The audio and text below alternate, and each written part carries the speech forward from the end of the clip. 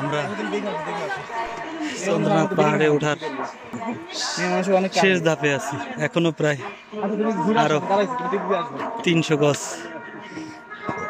তার মানে প্রায় 900 ফিট উঠতে হবে।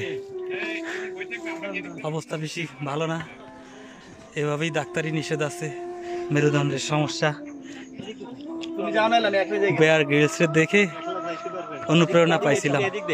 ওই ভদ্রলোক নাকি মেরুদণ্ড ভেঙে গিয়ে ডাক্তার বলছিল আর কোনোদিন দাঁড়াইতে পারবে না, সেই লোক দাঁড়াই আবার হিমালয়ে জয় করছিল।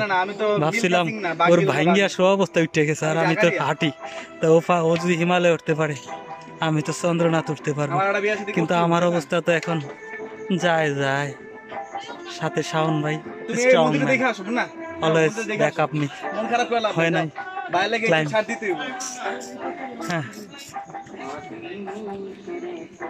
হরাইজন্টালি।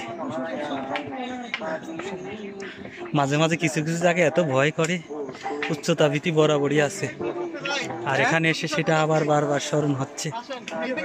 দোয়া করবেন বাকি অংশ যেন পার হতে পারি। আল্লাহ হাফেজ।